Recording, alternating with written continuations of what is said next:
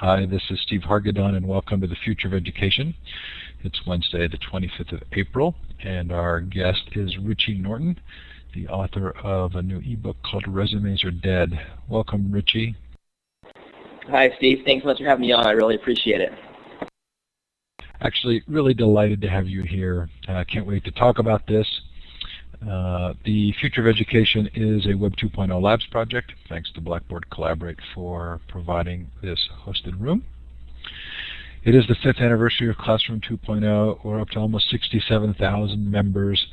Really a blast. If you haven't been there lately, please come see some of the fun things we've got going, including a book project, the deadline for which was this past Saturday, and I think 130 submissions for chapters. It's unbelievable. It's going to be really fun. If you wanted to submit and you forgot, send me a nice little email and we'll see what we can do. It is going to be, every chapter is going to be presented online, and then we're going to pick the most popular ones based on downloads to put in a published book. Also, we have our Incubator project, PBS NewsHour, as our first customer for that. Lots of fun helping them figure out how to help educate us with their resources. If you're going to the ISTE show, it's at the end of June in San Diego. We do encourage you to go to ISTE Unplugged to see all of the crowdsourced activities we have there. Starting with the all-day unconference on Saturday, which typically gets 200 to 300 people. It used to be called EduBloggerCon. We've now rebranded it as Social EdCon. So many good things that happen as a part of ISTE, including the Bloggers Cafe, ISTE Live, where anybody can present, even if you haven't been accepted to present, sort of our salon de refusee. We're going to hold a 3-hour global education summit as well. Anyway, more information at ISTEUnplugged.com, and many thanks to ISTE for their supporting the crowd. The Social Learning Summit was this past Saturday. We had 73 presentations. They're all recorded up at sociallearningsummit.com, or go to classroom20.com and click on the Social Learning Summit page. We had 4,000 participant logins. We think that represents about 1,000 actual attendees, sponsored by Discovery Educators. They were thrilled with it. We believe it's going to become an annual event. It was really a blast. We looked at social media and Web 2.0 in education. The Future of Libraries Conference is scheduled for October 3 through 5, thanks to the sponsorship of San Jose State University. A great conference, really a blast, worth finding out about library20.com. And the Global Education Conference, our 5-day flagship, incredible virtual event, November 12th to 16th. And thanks to IRON, who are now our founding sponsors of that event. We do have 2 conferences, virtual conferences I keep teasing about. Don't have dates yet, but the Gaming and Education Conference, which is coming up, and an Alternative Education Conference, which should be a lot of fun as well. Coming up on the Future of Education next week, Larry Johnson comes to talk to us about the Horizon Report. I think it's the first time Larry's been on the show, and really looking forward to that. Buffy Hamilton and Kristen Fontecaro are talking about school libraries. Mark Bauerlein comes back to talk about the digital divide. John Edelson about learning and e-portfolios. We have a Future of Museums session coming up, which should be fun. Anyway, lots coming up, lots more on the horizon, so please do join us. If you've missed any of the sessions, they are all recorded in full Illuminate versions and an MP3. Julie Lindsay and Vicki Davis talked to us about their unbelievable book, Flattening Classrooms. Unbelievable. If you haven't seen it, you got to get it. It's the encyclopedia of Web 2.0 and global connections for students. I was blown away. John Hunter and Chris Farina talked to us about world peace and other 4th grade achievements. John Hunter is one of my new heroes. Really an amazing session worth listening to. Tracy Weiland-Argenti talked about Society 3.0. Mark Tucker talked about the top scoring countries for the PISA exam and what we could learn if we did some industrial benchmarking.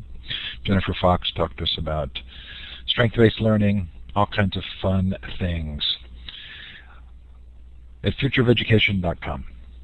Okay, so this is what, let me give you a chance to let us know where you're participating from. I've got to give you permissions here. Look to the left of the whiteboard. Look for the star icon. It's the second one down. Double-click on it. Click on the map. I see tweets going on, so I know our audience is going to grow.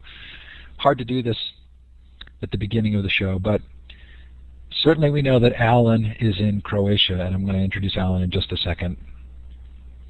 But feel free to put in the chat time, temperature. I keep seeing these tweets, our boy Richie. I think your wife tweeted, Richie, didn't she? She did. She's a good woman. She's awesome. She must be listening. That's right. Yeah. She actually, I'm at my home right now, and so she actually got the kids out running around the park right now, so I could do this without you having to hear a bunch of screaming kids in the background. Oh, we don't mind screaming kids, but thank her for us. All right, will do. So wherever you're participating from, or if you are listening to the recording, we are sure appreciative of your time. I have really been looking forward to this, Richie, and it comes in kind of a tradition for us. We've had Dan Schawbell on who talked about Me 2.0. We've had David Wood on who talked about getting paid for who you are. And then we had Carl Speak on who talked about be your own brand. And what we're really doing is sort of navigating a couple of different waterways here. One is educators' careers, and the others is students learning. So I just loved Resumes Are Dead, and I hope you're getting similar feedback from others. Are you? Well, first of all, thank you so much. I really appreciate it. And yeah, it's been unexpected, and it's been a lot of good feedback. Not just in people saying, "Oh yeah, good job, Richie," pat on the back, but that's actually getting results. People are finding more confidence, are getting jobs I didn't think they could get. It's been really rewarding for me, but also for those who are actually putting into practice. So some of this is going to be personal for me, and I'm going to apologize for that in advance, because in many ways my role in education follows a lot of the content from Resumes Are Dead. And I do love the theme that we've had in the show of trying to help both students to understand and participate in this new world, but also recognizing that teachers have to be participants as well to be able to teach that. We've got kind of a new thing going. Some of you know I've been consulting for Gina Bianchini, co-founder of Ning, on her new project called Mighty Bell. And I want to show you, we've actually created a Mighty Bell space for this session.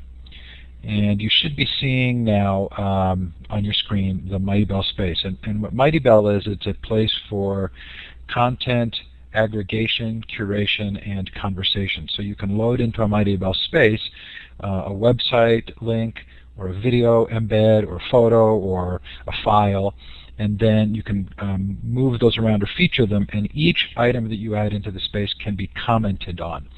So Alan is in the room. He's in Croatia. I don't know what time it is, Alan. Maybe tell us in the chat.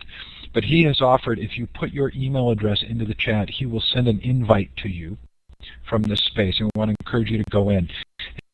And you can see there are a number of videos here that are from that are embedded in the electronic version of the book that you can watch directly in this space, plus as well some other ones I put in here. If I see if I can scroll down. I put in here links to my previous interviews with Dan Schawbell, David Wood, and Carl Speak. So you can also access those in that site. So feel free to put your email address in there. Alan, who is just an incredible Blackboard Collaborate volunteer in now a couple of conferences, has offered to do that. So we'll thank him for it, and I'm going to switch us back out of here.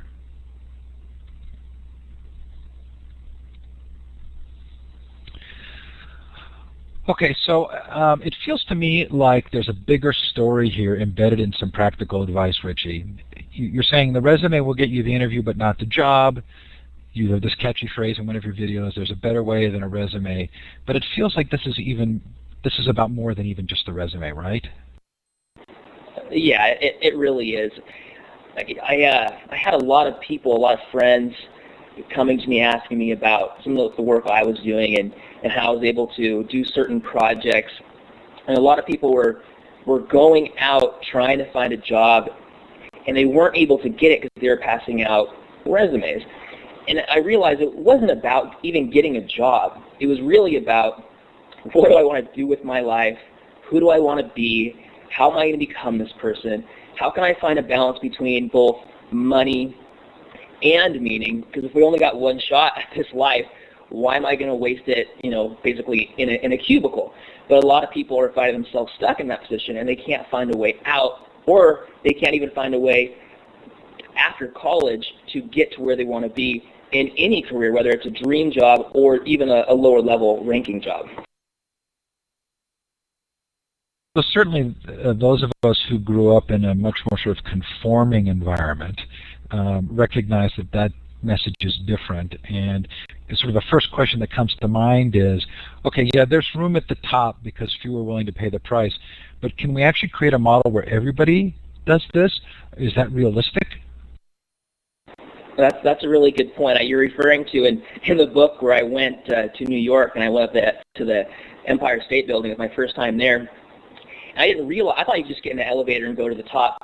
It actually surprised me that you actually had to pay money to go and see what was up there. So I went, and just like any event or any place like Disneyland or something, there's a long line, and you have options of what kind of package you want to buy. And I saw that for $15 more, you wouldn't just go to the main floor everyone goes, but you could go to the 102nd floor, which is $15 more. And I traveled all the way from Hawaii to New York, and I thought, well, I might as well pay $15 to get there.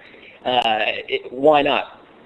And what was interesting is you go to the main floor, and there's just a million people. Literally, it was so crowded that I couldn't even move around without touching someone. Physically, you couldn't walk from point A to point B without touching somebody with your shoulders. And, it was cool. You could see the sights, except for you had to lift your camera up really high to see what was going on. And then I thought, okay, this is cool. I wonder what it's like at the top floor. It must be even more crowded. But as I went up and I got there, it was a smaller space, but there was very few people there, and there was a lot more room. Even though it was smaller of a space, there was a lot more room for me to breathe and walk around. And everybody had the opportunity to go to that top level. It just cost $15 more. So to answer your question, there's room at the top, but can everybody be there? Well, I don't know. I guess it depends on what you're trying to do. But the option to go there is there for everyone. The problem is not everyone chooses the path to go to that next level, either because they don't know about it or because they don't want to take the time to make it happen. I'm laughing because in our educational technology world, say 5 years ago, there were very few people at that top level. Now it feels like there are many, many more. That the community has really kind of engendered this capability of individuals working on things they passionately care about and are interested in. And it feels a little bit crowded now, such that I feel like I'm even having trouble following the people I care about. I'm not sure there's any answer to this, but how do we envision a world in which everybody is pursuing individual and unique passions, and it becomes really hard to follow what everybody's doing? Well, that's an interesting question. I think it's only fair, first of all, that everyone gets a chance to try and live their dreams and do what they really want to do. As far as following everyone who's trying to do that, that's probably not possible. But if we look at who you want to become and who you want to be, it's absolutely possible, because not everyone has the same dreams or the same wishes or the same desires, and there's not one path to get there. The thing is, though, those that do seem to pop out are doing something different than, I guess, the crowd, so to speak. Well, we'll leave that one as a conundrum. But I absolutely appreciate the sentiment. I feel the same way. It meshes very well with a lot of the conversations we have about the value in every child, especially in education, the value of each person's contribution. You talk about the difference between fishing and hunting, and I've actually felt that was pretty brilliant. I hope it's original to you, or if it's not, that you can take some amount of credit for it. But how do you teach someone to move from being a fisher to being a hunter? That's a really good question. And the idea of the fisher, the hunter, as it's relative to getting a job, is this. Let's bring it back to the resume. I don't want to necessarily be the resume guy. It's just that whenever someone's trying to move towards their dream job, they think that what people want is a resume. And so it's like going fishing.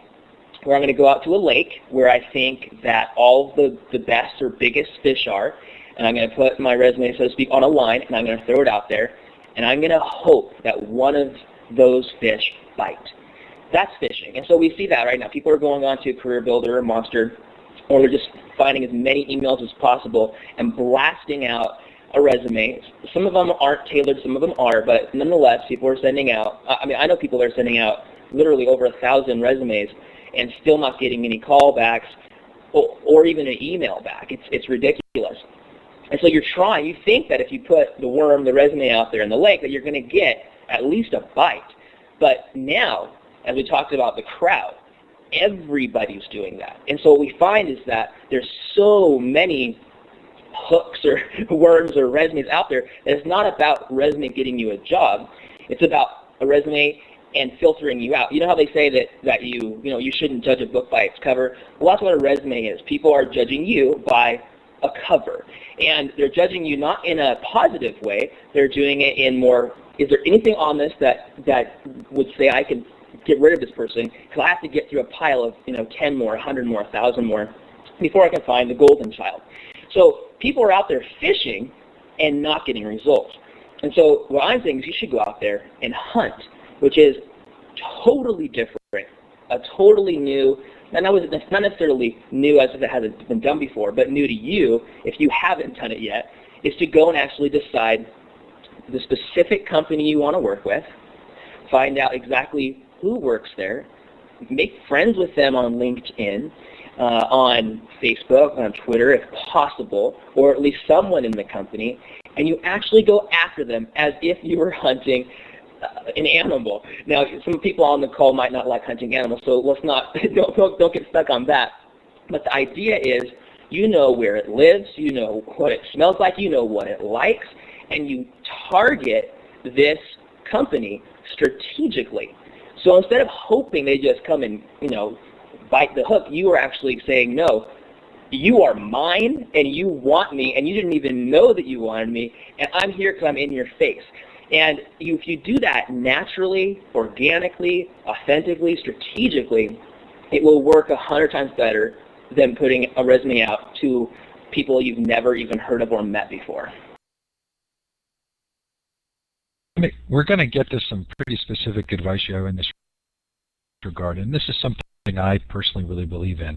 I probably would have introduced it differently because the education world uses a different language, but it is also primarily about finding what you're passionate about and then looking for ways to start doing that even before somebody gives you the external approval or hires you for a job, right? That's right. We're not talking about waiting for something to happen. We're talking about being proactive and starting now, whatever position you're in. So when I was in college, a lot of my friends, and I'm not going to compare myself to others who got a job or didn't get a job. I'm just going to tell you a little bit about my story. So when I was in college, I saw that there was a need to help there's a lot of international students at my school. And part of the mission of the school is to help them go back to their home countries and become leaders and help the economy. That was the reason they went to this college in the first place. So a lot of them, though, weren't going back to their home countries and doing the things that they intended to do. And I was serving as student body president, and I got to find out from the administration a little bit about how this was a challenge to the school, because now some of these countries didn't want to even send students to their school because they thought it was part of servicing the brain drain. And so I thought, man, this is a major problem. Some students weren't even giving visas to leave the country to come to the school. That's how bad it was. So I thought, man, there's got to be a better way to help them go back if they want to, And so as I talked to the international students, they said, it's not that we don't want to go back, it's just that there's not any opportunities there. And so I said, well, if there's not an opportunity, or at least we don't think there's an opportunity, maybe we can create an opportunity through entrepreneurship. So I started a little business to help students go back to their home country and actually start a business. I created a little fund where they could build a business and fulfill their dreams of going home and increasing the leadership and improving the economy where they're from. And it started really small, but it ended up turning into eventually a center for entrepreneurship at my school. And then, I'm not taking credit for that, I'm just saying these kind of things happened.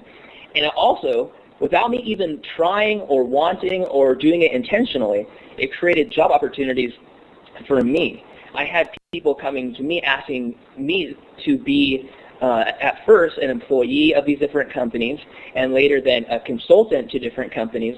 And I thought, wow, if I hadn't have started doing, or at least implementing these ideas while I was still in college, would I have ever had these employment opportunities after college? So I think it's essential that people actually start way before they're even planning on getting a job. Like if you're going to graduate tomorrow, it's probably too late for you to get your ideal job. You should have started trying for it or doing something, getting to know someone, doing a project in alignment with getting a job with that company. I can't give a timeline on it, whether it's a year, 6 months, 3 months. It could be different time amounts. But the idea is you need to prepare to leave the school to then get a job, not just go out and go, hey, I got a degree, now I can get a job. It just doesn't work that way today. So there's a lot here, and there are going to be people who listen to this recording who are in existing jobs who are going to be mapping this against their own experiences. I think what's interesting to me is the degree to which the internet has provided the opportunity to follow a passion project without getting paid. And those who've listened regularly have heard me tell the story of my skin condition, which is vitiligo, the Michael Jackson skin disorder. And I run a network for people with vitiligo that's free. I don't get compensated for it. It's now the world's largest network for people with vitiligo, but it's a passion project and something I love doing. And the internet has made that possible. But there's a part of that story you didn't tell, which is there's some failure along the way there, right? Oh, yeah, there sure is. So when I first wrote a business plan for the School of Business, they were having a business plan competition, and I wrote it and I thought it was great, and I said, hey, it's going to help the school, it's going to help students go back to their home country. I thought it was just seriously the easiest business plan to win ever because it fit perfectly with the mission of the school. But they came back to me and they said, you know what, the devil's in the details, Richie. And I didn't even, there was different levels of the business plan where you get to turn in the paper and then you get to go and present it, and then there's another level of presenting. Well, I didn't even get past, turning in the paper. They failed me right then. But I was so, as you call it, a passion project, I was so passionate about it, I thought, I don't need them to tell me whether it was good enough or not. I know it's a good idea. I know it's a need, and I'm going to do it anyway. And the interesting thing was, some of the companies we started, they did okay, and some of them didn't do well at all. But one thing led to another. And so when you're talking about, we can't just talk about college students because I'm sure a lot of the listeners aren't college students. I work with people that are trying to do career changes that are, all ages in the spectrum, and also people that are just trying to move up or do something on the side. And I think what it comes down to really is a project. You can call it a passion project, you can call it an entrepreneurial project, you can call it a personal project, whatever it is. But projects are cool because they can fail. Projects are cool because they can be small and they can turn into something bigger. So if I'm stuck in a job that I don't want to be in, or if I want to move up the ladder, or if I want to do something different, then what I would do is I would say, okay, where do I want to be? And I would say, can I do a smaller micro project that is similar to what I want to do eventually, in the future? And I would try to involve people that I would want to work with on a deeper level in the future in this smaller project. So let's say I wanted to work for, I'm not going to say a company because they're all different, but let's just say I wanted to work for company A. I would find out what their mission statement is, what they're interested in, what the people there are interested in, and do a micro project that I could involve them in. Hey, would you mind sponsoring this project that I'm doing? Hey, would you mind at least putting your name on this? Or can I do this for your company? And then they get to know me. Let me give you a real example. There's someone that I've worked with who wanted to get a job at a certain company, and he decided, it was a graphic design company, he decided to put together a little book. And he did this little book, and the people at the company somehow got a hold of the book. So when he walked into the company for an interview to get a job, there were people around him as he walked in the room kind of whispering, hey, there's the guy that wrote that book. Now, how much more likely is he to be able to get the job than someone who is walking in for the first time with a resume? So I think doing small projects, even if they fail, can lead from something small to something bigger to where you want to really be in life. I'm thinking about how important this is. Go ahead, Richie, turn your mic off. Thank you. I'm thinking about how important this is, in part because if we want to help communicate to students their capability of doing this and working on things they care about, then we have to have mentors, teachers, adults who are familiar enough with the process to encourage them and to have them do it. And certainly the advice I give people is start an interview series, right? Or start a social network. But even in my own family, it's kind of intriguing to me that I'll say I'm doing something and my kids or my wife will say, well, are you getting paid for that?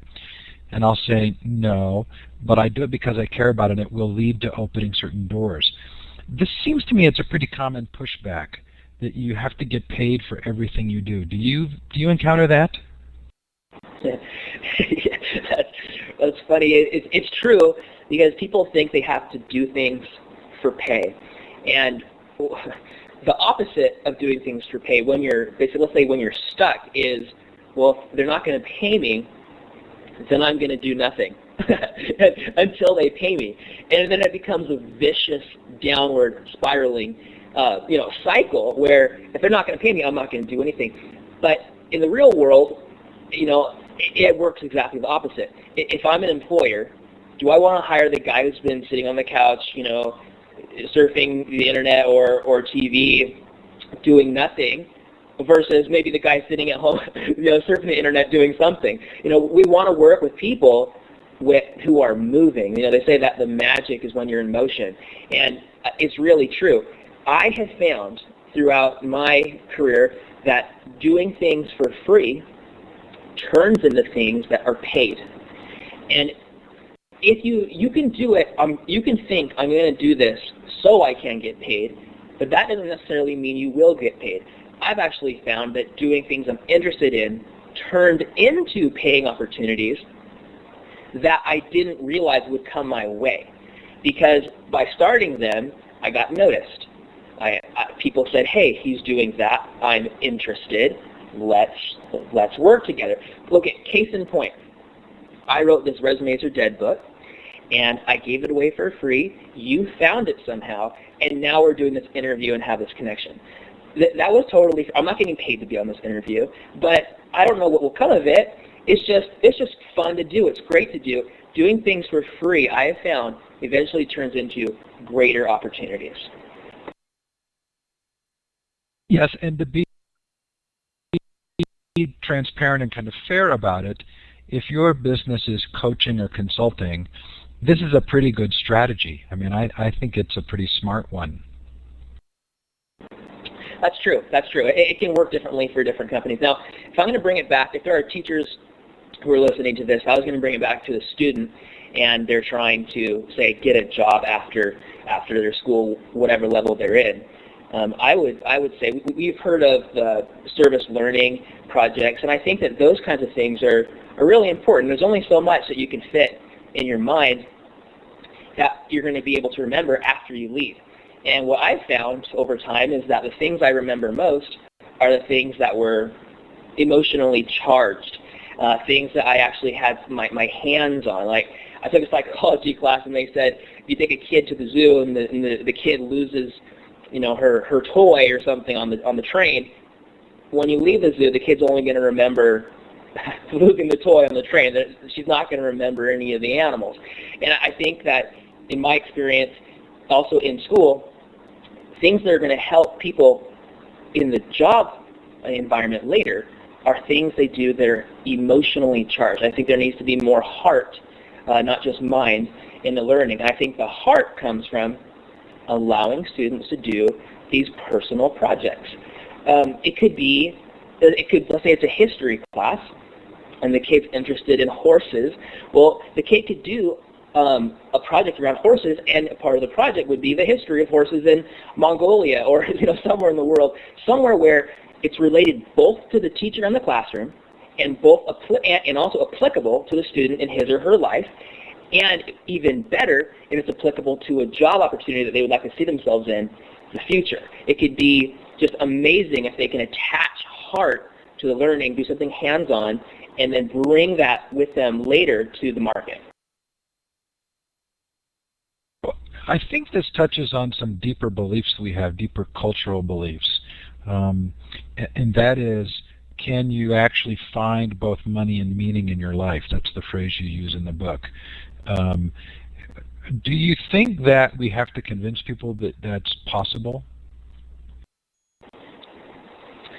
So do we have to convince people that it's possible to have both money and meaning? You don't have to convince anybody who is making money doing something that's meaningful to them that it's possible. They already know. Anybody who's not earning income doing something meaningful, of course, they have to be, I guess you could use the word convinced. I would like to say maybe inspired by saying, hey, it's out there, it's possible, and here's some steps to do it. But people need to get a taste of it. They need to do something on a smaller level, I think, to get a taste of it and kind of catch the bug so they can move up the chain to doing what they really want to do. Now, if you fall on your face, you can't say, oh, it doesn't work. I'm going to go back to doing what I don't want to do. And here's the thing. You do have to pay the bills. So I'm not saying ever quit your job just so you can go pursue a lofty dream. What I am saying is don't let your dreams die because you think you're stuck. I would hate for someone at the end of their life to say, hey, I was stuck my whole life. It's too bad, kids. I hope you can do something better. I mean, that's a conversation. I did financial consulting, and that was a conversation that grandparents were having with their kids and their grandkids. Hey, it didn't work that well for me, but hey, I want to teach you everything I can so that you can do better. But why wait till you're a grandparent to have that conversation? Why not do it right now? It is possible, but you do have to take a little bit of risk to be able to do it. Some smart risk, but I think it's possible to be able to earn a living doing something that you love. The phrase I've used for this is go, give, get.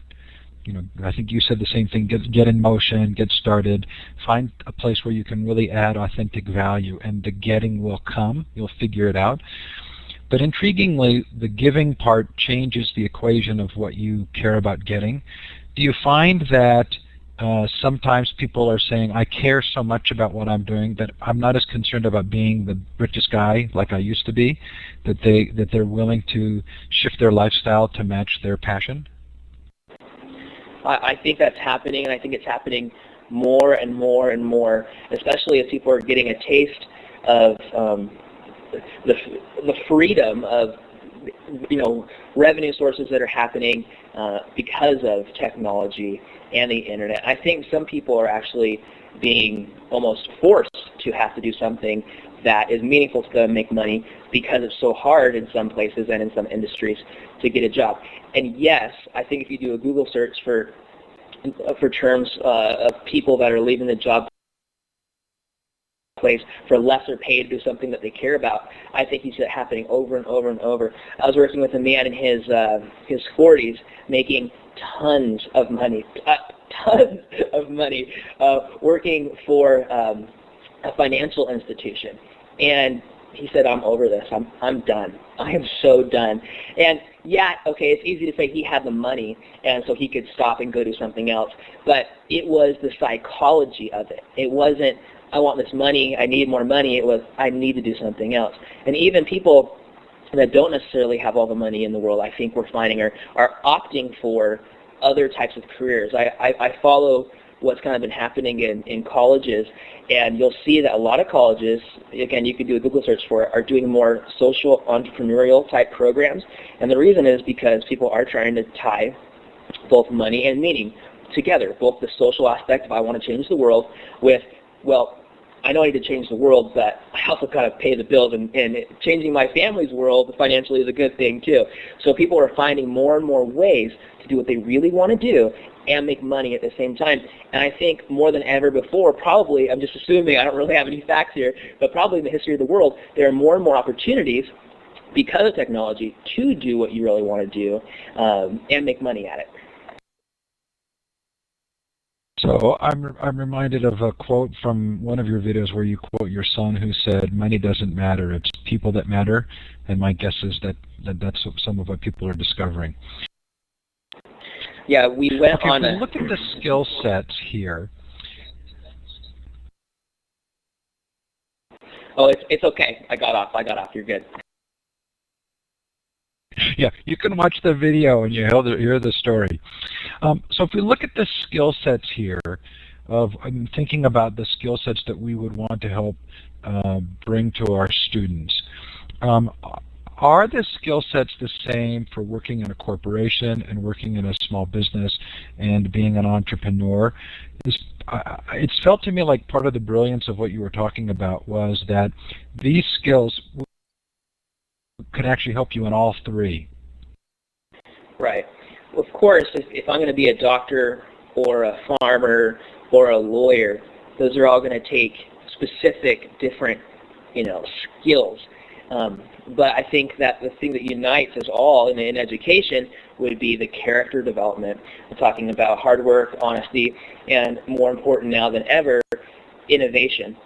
And I think that people should definitely look towards doing things that, well, I guess what your question was is in the book, what are the things that people can do really to have the skills necessary to do what they really want to do? Is that the right question? Am I understanding that right? I'll kind of answer the question. You tell me if I'm right. It felt like the willingness to pursue projects before getting paid, to find things that you really care about, to invite people of influence in, that these particular activities could help you land that corporate job, could also help you be part of a small business, and could help you be an entrepreneur. That they're not necessarily only for entrepreneurship, right? Right, that's exactly right. So the idea is you want to start a project that is in alignment with what you want to do, kind of like how we talked earlier. So it is, whether you want to be a better employee, whether you want to start your own job, whether you want to start your own company, these things are definitely universal. The idea is to inspire 100% confidence in the people that you eventually want to work with. And the idea is to sort of forget the future, like people say, hey, I'm going to do something later. And I'm saying don't do something later. If you already have it in your mind that you want to do something, you should do it right now. Don't wait. And I'm going to say then you need to go out and you need to add what I call congruent value, where you go and you look for whatever it is you're trying to do and make your value add congruent with the value that they need.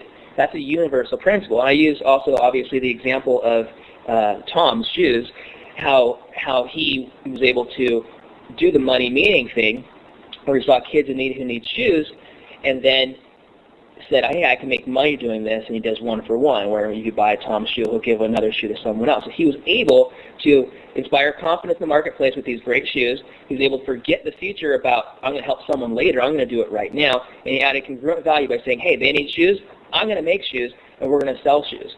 And then you can go out, and I say you need to just replace the word marketing. Don't think you have to go market yourself. I say you should replace the word marketing with the word, service. You should go serve, service marketing, because through serving, you get to meet those wonderful people, either who you're serving or those who are also serving along with you, that they'll get to know you and you'll be able to find ways to work with them in greater capacities in the future. And once you've gotten your foot in the door that way, then, and let's say you're working with someone, you're able to lead those who you're working with because they've seen that you're able to do things. Even if they're your boss, they like that you have this initiative. And so you're able to work through this process and do exactly whatever you want to do. Did that make sense, or did I cover too many things too fast? I think you covered 3 of your 7 points, but we'll kind of suss them out a little here so that we can separate them out. No, it all made sense. We had Carl Speak on the show who talked about your personal brand being how you help others, and that really spoke to educators in a good way. And you're making an equation between the word marketing and serving. And there's even a quote in the book from Drucker where you say, take the word marketing out and putting serving others in, and we'll leave it to people to find that. I want to go through the 7 points, but before I do so, I wanted to ask you quickly, your wife has her own website. My children have their websites to varying degrees, some specifically related to work and others just personal. But it is living in public, and for many people this generates fear. How do you help people overcome the fear of that being public? Well, I guess it depends on, again, what your goals are. I mean, do you have to make your life public? No, of course you don't. But if you do want to make your life public, and, well, let me back up a little bit. Whether you like it or not, some of your life is already public. I mean, you just do a little search on the internet and you're going to find out a lot about anybody. So we got to know, when it comes to personal branding, as you brought up, that you need to manage your personal branding specifically, because if you are already public, and you will become more and more public if your name's ever mentioned in anything, in business or whatever, it's important that if someone's searching for your name, I think it's important that you have the ability to at least have some say in what comes up for your name. And so it does become important to have at least part of your life be public, whether it be professional or personal or both. So I say to overcome the fear of, letting your life be public, I'd have to say, what are you scared of? Are you scared that there's going to be somebody that comes to your house and hurts you? I mean, is that the fear? If it is, I mean, you can already find people's addresses and phone numbers online with one search, so you just got to think, what am I scared of? And then think, is that really going to happen? And go through it. Again, I would say, if you're scared of making yourself public online, first of all, you're already online. Second of all, what is it exactly that you're scared of? And then breaking that down into reality. And if it is a real reality, that's something you really do need to be scared of, well then, don't do that make that part of your public image not public, if possible. Does that answer your question? I think it starts to, and it's an interesting topic, and we're seeing some comments in the chat. I think part of it is a fear that if you say something, it will never go away. I think another part of it is a fear of making a mistake, or revealing a part of yourself when you're used to kind of having tighter control. But I do find that there is Angela Myers calls it a habitude of courage to kind of put yourself out there that really makes a difference. And I think that comes through in your material. Well, I appreciate that. I did try to make people have a little more courage in what they're trying to do. And the listeners are right. What if I make a mistake? What if I do say something online? And so you do need to be intentional about what you're writing online. You do need to be mindful about what you're doing. For example, I use Facebook, and I love it, but I don't put things on Facebook that I wouldn't want other people to see, right? I have it, my Facebook is public. I don't make it private. I don't think I even do those little circles where you choose who's really your friend and who's not your friend, because I think even if I did share something with just my friends on Facebook, I think it would get out some way. If I have something private that I want to share with people, like my family, it may be through an email, which can easily be forwarded, but it's better than putting it on the open internet. Or I do it on a phone call or in person. And so I think you need to be selective about what goes online. But you do need to put, in my opinion, stuff about yourself online that is good and telling, especially as it relates to building a career. I want to talk about your 7 points and then kind of the putting it all together, but we'll have to go through them fairly quickly. So the first was inspire confidence, what your boss will hate to hear but you secretly love. Say to your boss, hey, I'm going to perform exceptionally for you, but you have to let me have a soul, and you have to let me work for both money and meaning. And I loved that, but the question was, there are going to be times when you fail, right? And so how does your relationship with your employer work when you say, hey, I wasn't able to actually accomplish what we hoped we would? Okay, so we're saying that you do go in there with 100% confidence, but you fail. Is that right? Well, then I would say you do have to go. If you fail, you do need to go hat in hand, and you need to. They say there's a proverb. I think I'm not sure exactly who said it, but it's if you're going to bow low. And so if you do fail, you should bow low and say, hey, we messed up. How are we going to improve this in the future?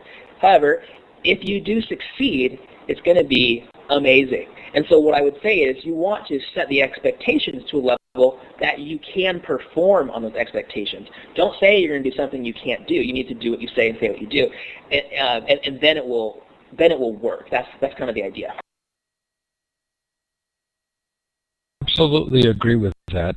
Sometimes, though, a project just doesn't actually perform the way you wanted it to, and it seems to me that a lot of what we're learning from the internet is the value in iteration and kind of trying again till you get it right.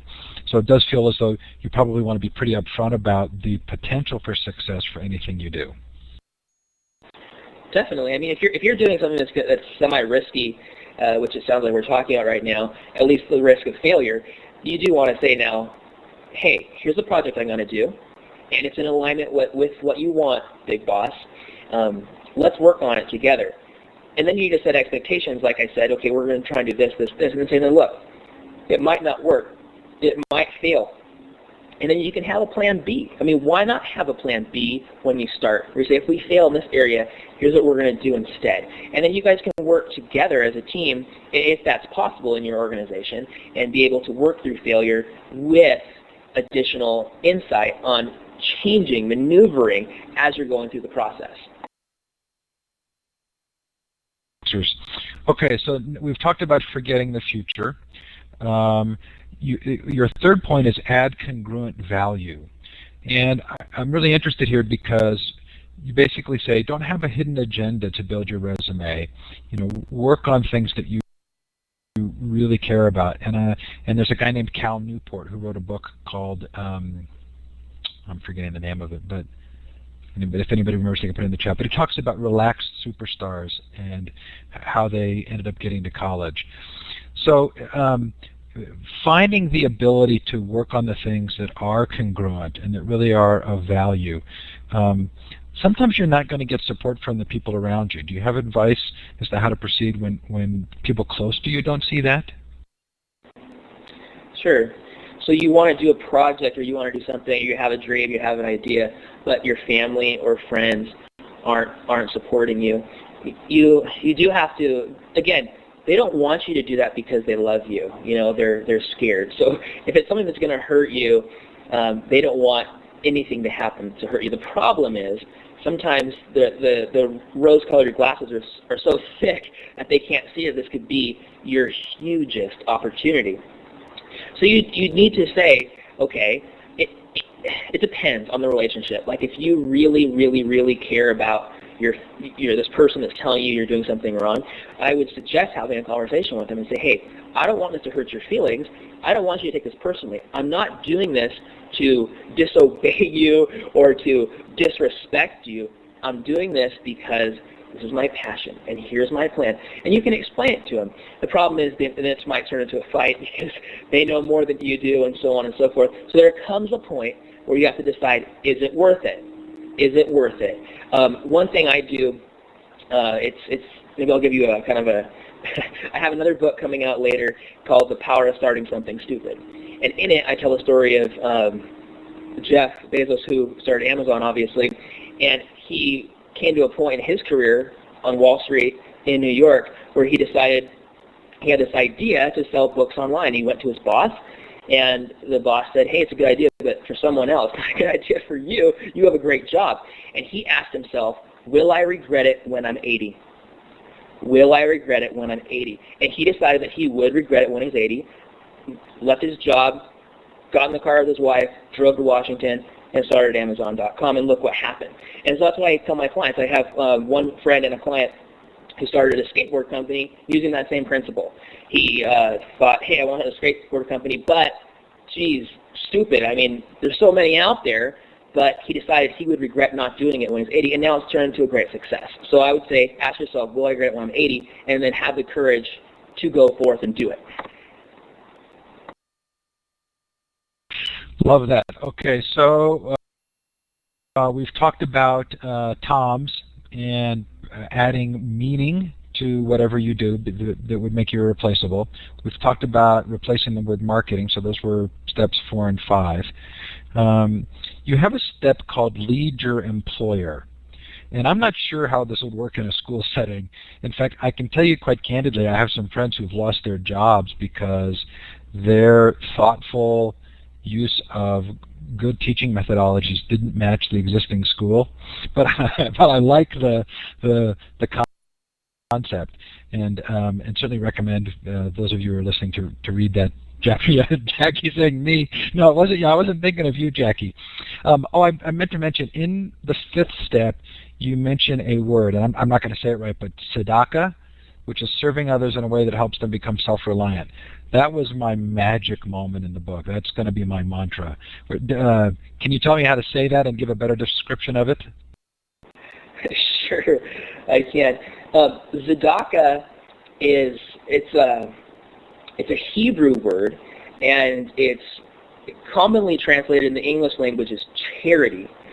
And basically, there's 8 levels of charitable giving. And this one Jewish leader, I have it here, I'll just read the definition real quick. It says that the highest form of charity, this 8th level, is to help sustain a person before they become impoverished by offering a substantial gift in a dignified manner, or by extending a suitable loan, or by helping them find employment, or establish themselves in business so as to make it unnecessary for them to become dependent on others. And I think that's the greatest form of charity, is seeing the challenges beforehand and then doing something about it early on. So tzedakah is a powerful term. So I'm glad you brought that up. Thanks.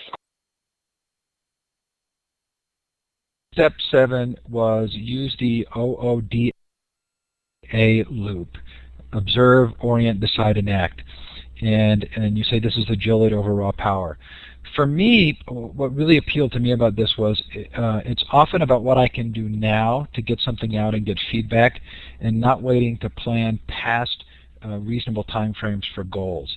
And it feels like the internet is largely about this, and it does mean that you accept failure, that you put something out there and people don't like it or use it. And we see this every day with Google or other Web 2.0 companies. Do you want to describe OODA in any kind of a different way than that? Sure. So the OODA loop, it's something that was created by USAF Colonel John Boyd, and it was a way for fighter jet pilots to know how to overcome their adversaries. They needed to observe what was going on with them.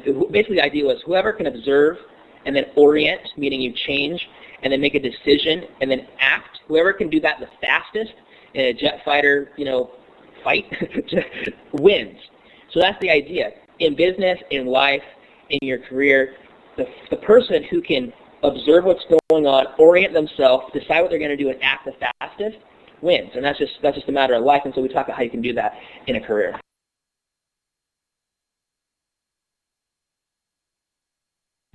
I love that. So before I give you a kind of a chance to wrap up and put it all together, there were 3 pieces here that I kind of believe in that weren't in your list, and I want to mention them and get your sense of whether or not you would agree or disagree. So one for me is to involve the audience in the creation of anything that you do. I know you talk a lot about involving experts. How do you respond to the idea that it also helps to really involve the audience to help be co-creators? I think that's a really good point. If your audience is someone that's going to be using what you're going to do, I think it's a fantastic way to be able to make it work. I think that's what we find with all these internet companies doing when they have it in beta. They're trying to get some user feedback. But whether it's something like that or something bigger, like a project that involves some kind of social thing, why not get them involved? I think they'll be able to feel, like I talked earlier about having your heart in the learning. I think it gets your audience's heart as a part of it, so it's more natural to make it, whatever you're putting together, work for them when it's finished. Personally kind of vouch for that, and especially with the humility involved, that that if you are actually helping the community accomplish something, there is value to that. Okay, my number 2 was to learn to work when you work best. Like, there's certain times of the day when I'm most productive, and it felt to me like that has really helped me. How about you? I think that's a great way to do it. I mean, I've seen people hitting their head against the wall because it's, whatever time of day, 5 o'clock in the afternoon, they're still trying to figure something out and they can't get anything done. I found that I can get more done in a 2-hour period where I'm engaged and focused than I can get in 8 hours where I don't feel inspired. So I think you should definitely find a time. For me, it's probably early in the morning or really late at night. Sometime when it's quiet and I'm not getting a million emails or whatever, those are the times I think I'm most creative and productive. And my final contribution to your really lovely effort here is, I think even without necessarily having a passion, it helps to start building a personal web presence. Just to start thinking about how you represent yourself online, even if there isn't a passion project. I hope I'm not stepping on your toes there, but that was my sort of third piece. Let's give you a chance to kind of tie this together. You give 5 kind of things that you would recommend people do at the sort of starting places, beginning with choosing where you live. Do you want to go through those or give an overview of them? Sure, yeah, I'd love to do that. Thank you. So at the end of the book, I put together kind of what I think as kind of an action plan of how you can start putting these principles into action. The first thing, it's kind of bold, but I mean, I say first, choose where you want to live, because ultimately where you live, that's the lifestyle you choose to have. And many people choose a job first and then allow their employer to dictate where they live. So they get a job, they follow their job somewhere in the world that they hate, and they hate their life. That's just not okay. I mean, we do need to pay our bills, but that's just not okay. And so I would recommend, again, it's not always possible for everyone, and there are seasons and times in your life but ultimately I would say choose where you want to live and then make a living in that place, because that's ultimately what your lifestyle is going to be like. Your day-to-day is your lifestyle, not just that vacation you get, 2 weeks out of the year. So I'd say second, then choose work that gets you excited. It might not, work that gets you excited might not always be, work that you're good at, but it's a good place to start. So you want to identify what excites you and then go work at what excites you and you're good at. So that's what I would say. First, choose where you want to live. Second, choose work that gets you excited. Third, create a project. Start a project independent of anyone else. This is your project. You own it. This is your mark on the world. This is where you can put your footstep down, your footprint in the sand, or in the cement, or whatever, your star in Hollywood. But do your project independent of anyone else that's aligned with your career path, the career path you want to pursue. And start a project that actually fulfills a need with the people or the organization you eventually want to work with. That's going to get you noticed. Then, like you were talking about, involving the audience, you want to invite the influential people from the organizations you want to work with to help you with your project, if possible. And then you can develop these genuine, lasting relationships with them, and you've all of a sudden created this little family. You might not be getting paid yet. This is work for free, but you're kind of, how they say you have to dig a well before you can get the water? That's what you're doing here. You're digging the well. So then you build a business model. A business model simply is just a way to make money around a successful project. So if you want to work for a company, your business model is to do all these things I talked about so you can get a job with that organization. If you're already in business, your business model then is to earn more trust from paying clients because of your project so that they'll pay you more or pay you again or get new clients.